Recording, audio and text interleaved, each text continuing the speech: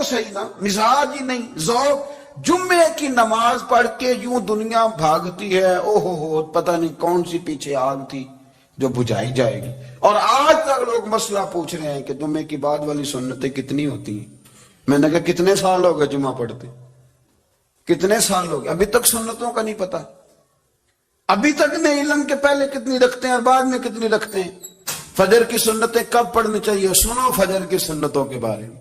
میرے رسول کریم سید عالم صلی اللہ تعالی علیہ وسلم سے ایک صحابی نے پوچھا تھا, حضور میری فجر کی سنتیں رہ گئیں یا رہ جاتی ہیں تو حکم کیا ہے, کیا انداز ہے حضور کا. بخاری مسلم کے لفظ سنو, حضور سید عالم صلی اللہ علیہ وسلم فرمانے لگے, اس نے کیا پوچھا تھا, حضور جواب کیا دیتے, فرمایا فجر کی سنتیں کبھی نہ چھوڑنا, فجر کی پہلی 2 سنتیں کبھی نہ چھوڑنا. یا رسول اللہ صلی اللہ تعالی علیہ وسلم میری رہ گئی یا رہ جاتی ہیں, فرمایا فجر کی 2 سنتیں نہ چھوڑنا, فرمایا فجر کی پہلی 2 سنتیں مجھے دنیا اور دنیا کے اندر جو کچھ ہے وہ سب سے زیادہ پیاری ہے. فجر کی 2 سنتیں دنیا اور دنیا میں جو کچھ ہے مجھے وہ سب سے زیادہ پیاری ہیں, اس لیے فجر کی سنتیں نہ چھوڑنا. جب تک آپ سویرے نہیں اٹھتے, آپ اللہ اللہ نہیں کرتے, آپ کو نوافل کا چسکا نہیں, عبادت کا مزہ نہیں, فرمایا میری عبادت کرو, یہ شوق پیدا کرو, میں نے تمہیں پیدا کیا ہے. ہم لوگوں کے نشے مختلف نشے, بڑا عجیب رنگ ہے. محفل کی صدارت کرنے والے بڑے پیر صاحب, بڑے القابات, بیچ میں سے بندہ تلاش کرنے سے بھی نہیں مل رہا, اتنے بڑے لقب ہیں اس کے, لیکن وہ ساج سنور کے 2.5 گھنٹے بیٹھا رہا محفل میں, اور نماز کا وقت آیا تو اس نے مختصر سی پڑھی, وہ نکل گیا. میں ہلکے سے سجدے کیے, او اتنا بڑا عشق رسول نعت کا, او ہو کیا بات ہے.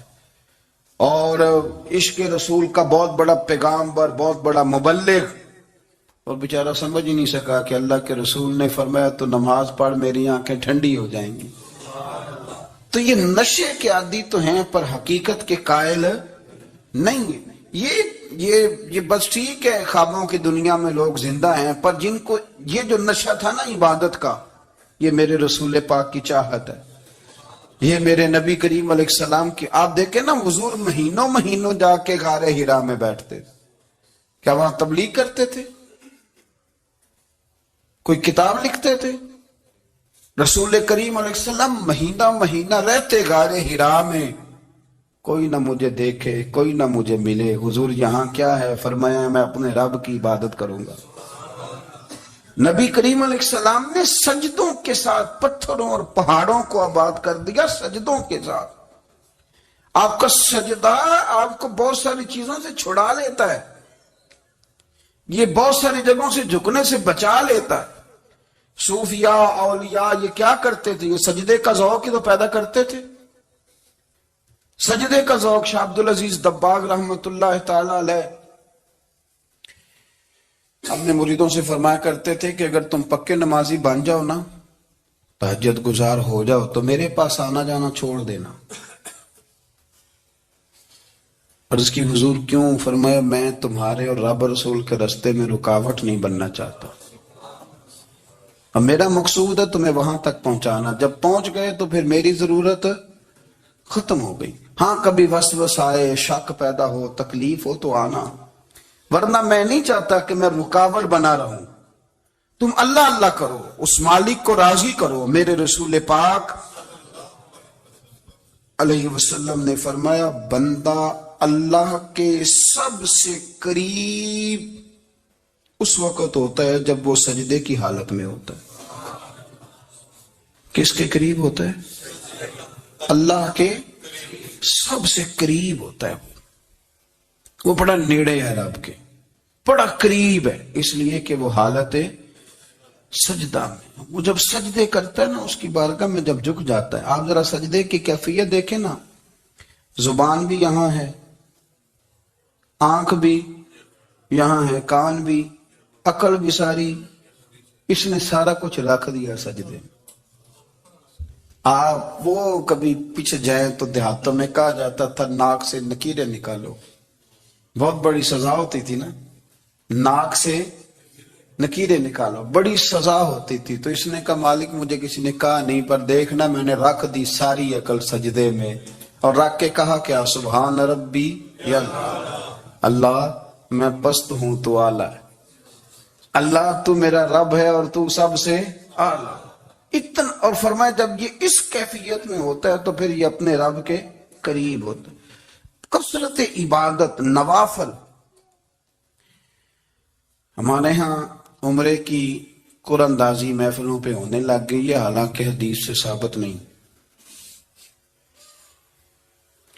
मैं दोस्तों से कहता हूँ जायज है, करनी चाहिए, उम्रे की कुरानंदाजी जायज है, पर किसी हदीस में नहीं आई कि कुरानंदाजी करो उम्रा करो। हदीस में कुरानंदाजी ये आई है कि नबी पाक अलैहि सल्लम ने फरमाया तुम्हें पता चल जाए ना पहली सफ का सवाब कितना है, तुम कुरानंदाजी करो। उम्रे की कुरानंदाजी का तो पोस्टर छपता है, तो ये वाली कुरानंदाजी कब होनी है, होनी चाहिए कि नहीं।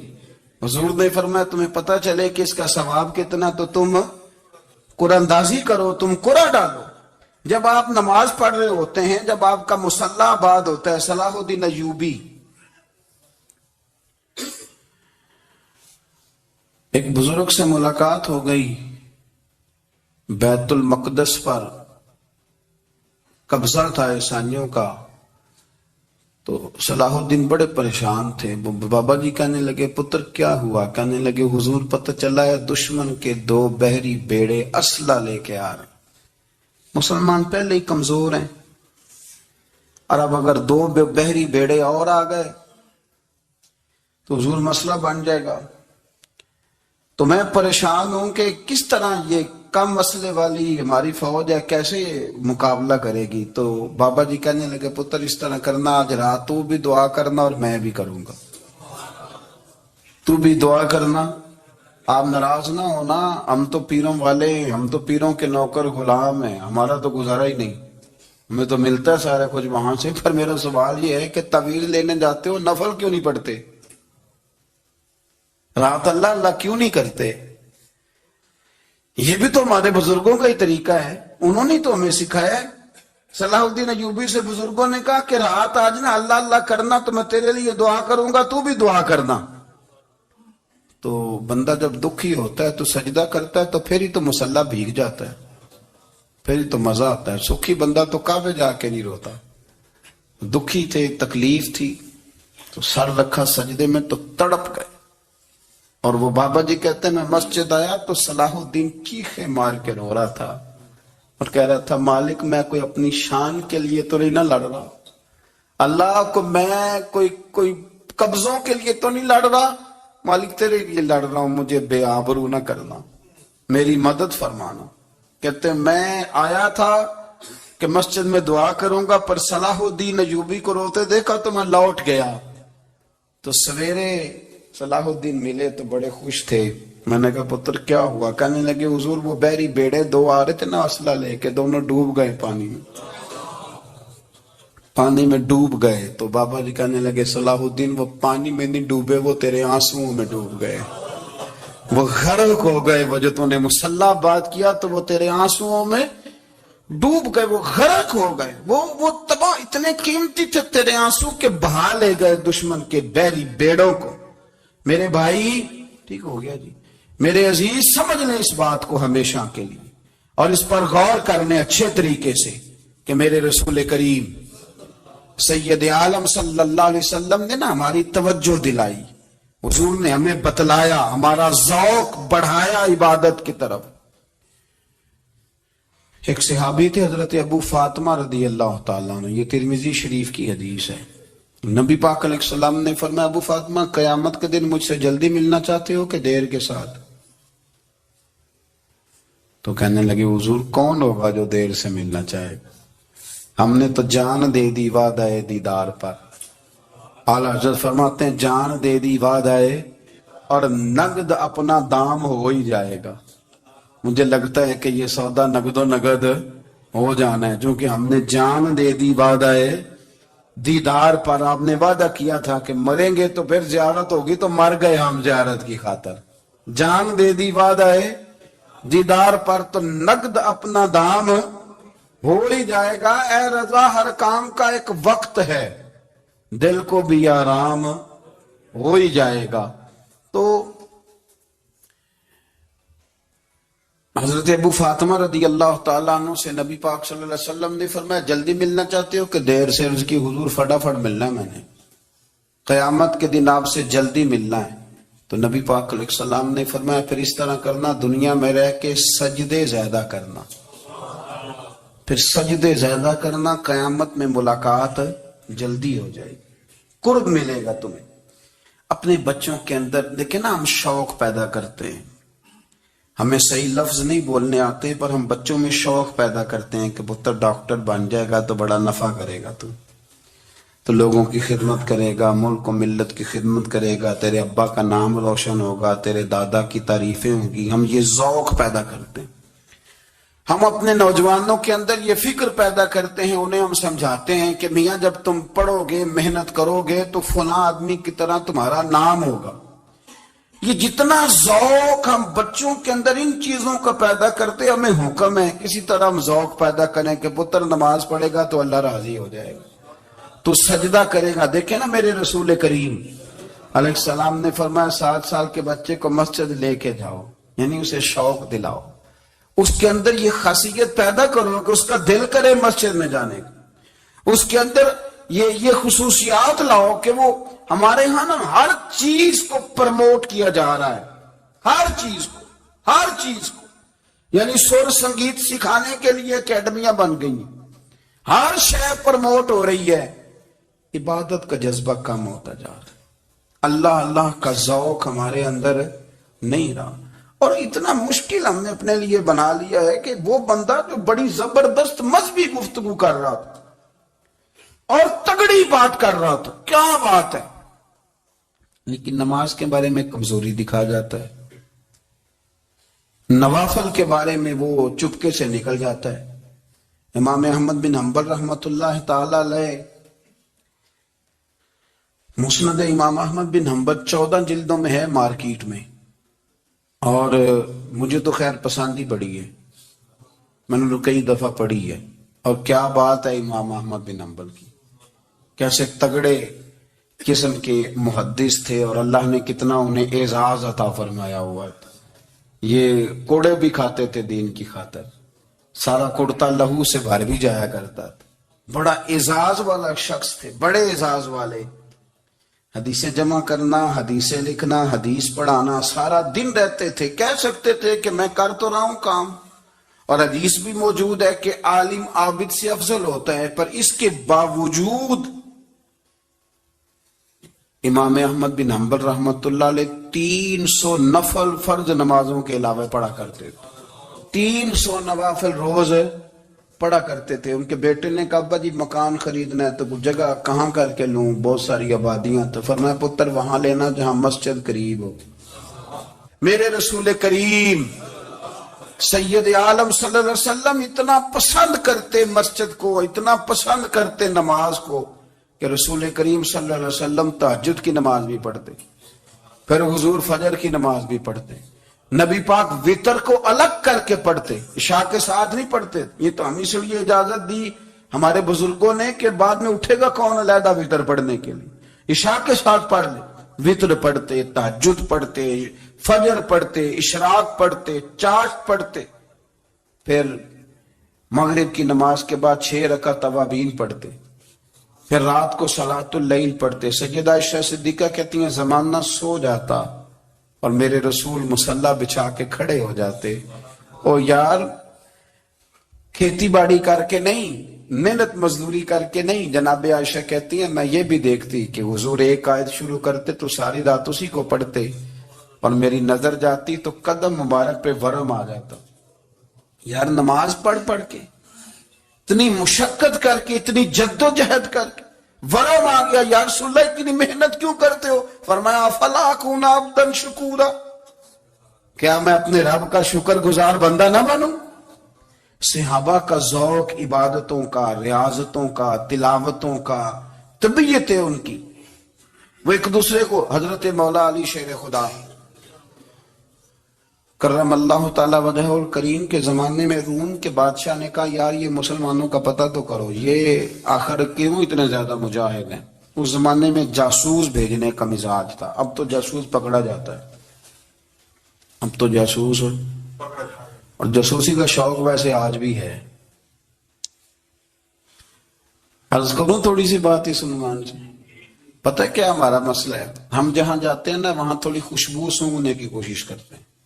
وہ کیا ہے تو یہ کیا ہے تو ادھر کیا ہے تو تھوڑا سا ادھر کیا ہے. میرے رسول پاک پڑھیے درود شریف سارے پڑھیے ذرا زور سے صلی اللہ تعالی. نبی پاک علیہ السلام نے فرمایا جاسوسی نہ کرنا ورنہ تم بندوں کو خراب کر دو گے. اور فرمایا اس طرح نہ ہو کہ تم کسی کے آپ کھول نہ نکلو تو تمہارے پہلے کھول جائیں. یہ جو ذوق ہے نا یہ ختم کریں. چھوڑیں مطلب آپ کس چکر میں پڑے ہوئے ہیں. اتنی زیادہ توجہ کرنے کی کیا ضرورت ہے. کام سے کام رکھیں. اس میں بندہ تھوڑا سا نا آسان رہتا ہے. یہ جو بہت زیادہ ٹٹولنے والے لوگ ہوتے ہیں نا وہ بےچارے پھر عمر ٹٹولتے ہی گزار دیتے ہیں. اس لیے کہ مزاج ہی بہت پکا ہے. بوری کا منہ کھول کے اندر تک ہاتھ ڈالنا تو پھر کئی دفعہ سامنے سے بچھو بھی لڑ جاتا ہے. خرابی ہوتی.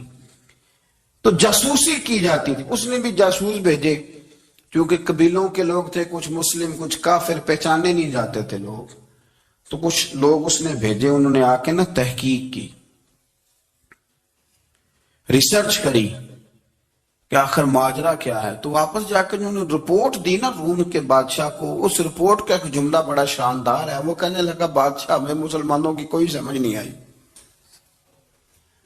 ہمیں کوئی سمجھ نہیں آئی. انہوں نے کہا بھئی کیوں نہیں سمجھ آئی. کہنے لگے یار عجیب بندے ہیں. جب رات مصلے پہ بیٹھتے ہیں تو یوں لگتا ہے ان کا دنیا سے رشتہ ہی کوئی نہیں. کوئی کسی کو نہیں جانتا. کوئی اپنے دکھ سنا کے رو رہا ہے کوئی اپنی بات کر کے رو رہا ہے. لگتا ہے کہ ان کا کوئی رشتہ ہے ہی نہیں جب مصلے پہ بیٹھتے ہیں. اور فرمایا جب سویرے یہ جہاد کرنے نکلتے ہیں تو لگتا ہے ان سے زیادہ دلیر ہی کوئی نہیں. حالانکہ جو مصلوں پہ رونے دھونے کے لوگ ہوتے ہیں وہ کئی دفعہ جہاد میں کام نہیں کرتے. لیکن عجیب لوگ ہیں کہ رات کے راہب ہیں دن کے مجاہد ہیں. کوئی سمجھ نہیں آتی. میرے عزیز ان لوگوں نے مصلہ آباد کر کے رکھا. تلاوتیں ان کا ذوق رہی. منظر روز پڑھنا اسباق پڑھنا وظائف پڑھنا یہ ان کا ذوق رہا. اعلیٰ حضرت بریلوی رحمت اللہ نے 1000 کتاب لکھی ہے لیکن الوظیفۃ الکریمہ کے نام سے جو وہ صبح و شام وظائف پڑھتے تھے وہ الگ انہوں نے ان کو بیان کیا. پابندی کے ساتھ اپنی اللہ اللہ کرتے. شیخ شہاب الدین سہروردی رحمت اللہ علیہ اس پر ایک بندے نے اعتراض کیا. اس نے کہا جی آپ کس قسم کے صوفی ہیں مرید بیٹھے ہیں اور آپ وہاں نفل پڑھ رہے ہیں. یہ بھی بڑا مسئلہ ہوتا ہے نا. جو بندہ ملنے آتا ہے وہ اپنے ٹائم کے حساب سے آتا ہے اور پھر اس کا یہ بھی خیال ہوتا ہے کہ پیر صاحب جو ہیں وہ چونکہ درویش ہیں تو نہ انہیں روٹی کھانی چاہیے نہ سونا چاہیے چونکہ وہ درویش ہیں. اور ہم چونکہ درویشوں کے ماننے والے ہیں لہذا ہمارا یہ طریقہ ہونا چاہیے کہ جیسے ہم کہیں درویش ویسے ہی کر جائے. حالانکہ جس کو آپ درویش کہیں گے آپ اس کی مانیں گے آپ منوائیں گے نہیں. تمہارا مزاج ہوتا ہے. شیخ شہاب الدین پر لوگوں نے اعتراض کی. حضور لوگ ملنے آئے ہیں زیارت کرنے آئے ہیں یہ بندے دعا کرانے آئے ہیں اللہ اللہ کرانے آئے اور آپ نفل پڑھ رہے ہیں. کیا جملہ ہے کیا حسن ہے کیا خوبصورتی ہے. فرمانے لگے رب رسول سے مانگنے کے لیے مصلی بچھایا ہے. اگر وہاں سے مانگوں گا نہیں تو تمہیں دوں گا کیا. پہلے مجھے کچھ لے تو لینے دو. اگر میرے پلے کچھ ہے ہوگی تو آگے دوں گا نا. تو میں مانگنے گیا تھا کہ یا اللہ دے تیرے بندے لینے آئے ہیں دے تو میں کچھ لوں گا تو آگے دوں گا نا. لیکن ہمارا یہ سٹیٹس یہ مزاج یہ شعور نہیں ہے. گپیں کہانیاں داستانیں گفتگو خطابت واز کیا بات. لیکن اگر کچھ کرنے کا کام ہو تو وہ نہیں ہم سے ہوتا. میرے نبی کریم علیہ السلام نے مصلی سے دل لگانے کا درس دیا. حضور نے توجہ دلائی. صحابہ اس ذوق کے حامل لوگ تھے. وہ کوشش کرتے تھے. جناب صدیق اکبر رضی اللہ تعالیٰ عنہ کا عبادت کا مزاج ہمیشہ قائم رہا. حضرت عمر فاروق ساری رات اللہ کے حضور کھڑے رہے. حضرت عثمان غنی رضی اللہ تعالیٰ عنہ عشاء کی نماز پڑھ کے 2 رکعتوں کی نیت باندھتے تھے. 15 سپارے پہلی رکعت میں پڑھ دیتے تھے اور 15 سپارے قرآن مجید کے دوسری رکعت میں پڑھ دیتے. آپ نے نا حضرت عمر فاروق کے وصال کے بعد ان کی ایک بیوہ سے نکاح کیا، حضرت عثمان غنی نے نکاح کیا۔ وہ خاتون آپ کے نکاح میں آئیں تو عرض کرنے لگی امیر المومنین میرے لیے یہ اعزاز تو بہت ہے کہ میں امیر المومنین کی بیوہ تھی تو امیر المومنین کی منکوحہ ہو گئی ہوں، لیکن حضور نہ تو میں جوان ہوں کہ میرے اندر رغبت ہوتی اور نہ میں اب اس قابل ہوں کہ کوئی خدمت کر سکوں، میرے ساتھ نکاح کی وجہ کیا بنی؟ تو عثمان غنی رو پڑے، فرمانے لگے میں نے عمر فاروق کو مسجد میں اپنے رب سے ڈرتے ہوئے دیکھا ہے، میں نے اسے روتے ہوئے دیکھا ہے، عدل کرتے دیکھا ہے، انصاف کرتے دیکھا ہے، امت کی خیر خواہی کرتے دیکھا۔ تمہارے ساتھ نکاح اس لیے کیا ہے کہ تم مجھے یہ بتاؤ کہ عمر فاروق گھر کے اندر اپنے رب کو کیسے راضی کرتے، گھر کے اندر کیسے راضی کرتے تھے، وہ طریقے بتلاؤ، تم بتاتی جانا اور میں بھی اسی طرح گھر میں عبادت کروں۔ میرے رسول کریم علیہ السلام نے ارشاد فرمایا، حضور فرمانے لگے جس گھر میں اللہ کا ذکر ہوتا ہے وہ گھر زندوں کا ہے، اور جس گھر میں رب کریم کا ذکر نہیں ہوتا وہ گھر زندوں کا نہیں ہے۔ گھر نا ہم نا کتابوں میں پڑھتے ہیں کہ ایک بزرگ کہتے ہیں، حضرت فضیل بن عیاض کہتے ہیں کہ میں ایک گلی سے گزر رہا تھا تو گھر کے اندر کسی قاری صاحب نے قرآن کی آیت پڑھ دی، ولی من خاف مقام ربہ جنتاں، میں تے میرے کانوں سے ٹکرائی تو اللہ نے میری کایا ہی پلٹ دی، میں توبہ کر گیا۔ اب گھر کے اندر سے آواز آئے تو صحیح نہ تلاوت کی، پر اندر سے آواز آتی نہیں، یا ڈیک بجنے کی آواز آتی ہے، یا ٹی وی چلنے کی آواز آتی ہے، یا دھوم مچانے کی آواز آتی ہے۔ عبادت کا وہ جو خاص شوق تھا، وہ جو حسن تھا، وہ جو توانائی تھی، وہ جو بات تھی۔ ایک جگہ پہ ہم بیٹھے تھے تو وہاں ایک صاحب آئے اور انہوں نے آتے ہی کہا کہ مہربانی کریں ذرا مجھے مصلی دے دیں، میرے نہ کچھ نفل رہ گئے۔ تو میں نے وضو کر لیا تو کوئی مصلی مل جائے، مصلی انہیں دے دیا گیا، وہ مصلی لے کے چلے گئے تو پیچھے ایک صاحب نے تبصرہ کیا، کہنے نے کتنا ریاکار بندہ ہے، لوگوں کو دکھا رہا ہے کہ میں نفل پڑھتا ہوں، ہے کوئی بات کرنے والی؟ میں نے اسے کہا، میں نے کہا تو مہربانی کرنا اس طرح کی ریاکاری تو بھی کر، پکڑ مصلی اور جا تو بھی تھوڑی ریاکاری کر کے آ، اٹھ ذرا شکر کر، کوئی یہ ریاکار بھی ملا ہے، کوئی نفل پڑھ کے ریاکاری کر رہا ہے۔ اللہ کا میں کہتا ہوں کو پڑھے تو صحیح نہ، یار یہ کوئی دور ہے نفل پڑھنے کا، اس میں تو لوگوں کا مزاج ہی نہیں، طبیعت ہی نہیں۔ میں نے کہا چل مہربانی کر، یہ لے مصلی اور تو بھی جا تھوڑی سی یا کر یا ریاکاری۔ اپنا ذوق، اپنی طبیعت، ہم نے نا ذوق غلط بنا لیا۔ اگر 20 بندے کہہ بھی دیں گے تو نے بڑی شاندار تلاوت کیا تو کیا اس سے بنے گا؟ 100 بندہ کہہ بھی دے تیری کیا بات ہے، کیا بات ہے نعت خاں کی، کیا بات ہے علامہ صاحب کی، پیر صاحب کی، پیر مہر علی شاہ صاحب رحمت اللہ علیہ۔ آپ تشریف فرما تھے تو آپ کے ایک ہی بیٹے بابو جی جن کو کہا جاتا ہے، جس دن صاحبزادے پیدا ہوئے تو خادم نہ وہاں سے نکلا۔ ان لوگوں کے شوق اور طرح کے تھے نا تو ان کی توجہ بھی اپنے شوق کی طرف رہتی، تو خادم نکلا اندر سے، پیر صاحب مبارک ہو، پیر صاحب مبارک ہو، پیر صاحب مبارک ہو، پیر صاحب مبارک، وہ شور کر رہا ہے۔ تو پیر صاحب کو وجد ہو گیا، اللہ اکبر، اللہ اکبر، اللہ، وہ کیا ہوا، کس بات کی مبارک دے رہے ہو؟ عرض کی حضور اللہ نے بیٹا دیا ہے۔ تو آپ فرمانے لگے اچھا حضور آپ کیا ہوا، آپ تو پریشان ہو گئے۔ فرمانے لگے جب تو نے 3 دفعہ کہا نا مہر علی کو مبارک ہو تو میں سمجھا تھا شاید تجھے کسی نے بتا دیا ہے کہ مہر علی سے اللہ راضی ہو گیا، میں سمجھا تھا کہ شاید تو یہ خبر لے کے آیا ہے کہ کسی نے بتایا ہے کہ مجھے آج خبر ملی ہے کہ مہر علی سے رب، اچھا پتر ہوا ہے، الحمدللہ اللہ کا شکر ہے، پر میرے لیے مبارک کا دن وہ ہوگا جب میرا رب کہے گا کہ میں مہر علی سے راضی ہوں، میرے محبوب کہیں گے کہ میں مہر علی سے۔ آپ بات کو سمجھیں، شوق ہی کسی اور طرف تھا، دل ہی کہیں اور لگا ہوا تھا، طبیعت ہی کہیں اور مائل تھی۔ کوئی وظیفہ پوچھتے تھے تو پڑھتے تھے وہ لوگ، کچھ اللہ اللہ انہیں بتائی جاتی تھی تو کرنے کا ذوق رکھتے تھے، طبیعت تھی، قائل تھے۔ حضرت ربیع کہتے ہیں میں بڑی دور سے سفر کر کے گیا حضرت اویس کرنی سے ملنے، بڑی دور سے، اور جب میں پہنچا تو فجر کا وقت تھا، تو حضرت ویسے کرنی کو میں نے پا لیا، تو وہ نماز پڑھ کے نا قرآن شریف لے کے بیٹھ گئے۔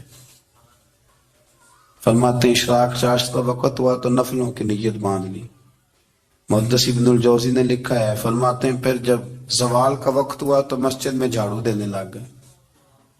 ظہر کی نماز پڑھ کے تو عصر کی تیاری تک وہ مسجد میں بیٹھے رہے، اور میرے نبی پاک علیہ السلام نے فرمایا جو نماز کے انتظار میں بیٹھا ہو وہ نماز ہی میں ہے، وہ نماز ہی میں ہے۔ فرمایا میری دنیا، میری امت کی جو رہبانیت ہے نا وہ اتنی ہے کہ نماز کا انتظار کرے، اذان کے بعد نماز کا یہ راہب ہے، یہ اس وقت چھوڑ کے بیٹھے ہیں سارا کچھ۔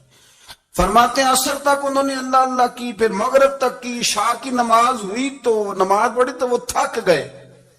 اب مجھے وہ فارغ ہوں، مصلی چھوڑے تو میں ملاقات کروں نا۔ یہ آپ حیران نہ ہو کہ اتنی دیر بندہ کیسے اللہ اللہ کر، ہم نے کی نہیں نا اس لیے ہم پریشان ہیں۔ جو عادی ہوتے ہیں وہ کر بھی لیتے ہیں، وہ یہ کام، میری بات کی سمجھ آ رہی ہے؟ جب جاتے ہو کسی دفتر میں تو 8 گھنٹے کھڑے رہ لیتے ہو نا، مجبوری ہوتی ہے تو کھڑے رہا جا سکتا ہے۔ پاسپورٹ کا دفتر بولیے، امیگریشن کی لائنوں میں، اور میں نے تو ایمبیسیوں میں بندے 12 گھنٹے پہلے جا کے کھڑے دیکھے، رہ لیتے ہیں کھڑے۔ تو اگر ان کا منہ کے لیے رہا جاتا ہے تو اللہ رسول کے لیے بھی کھڑے رہا جا سکتا ہے۔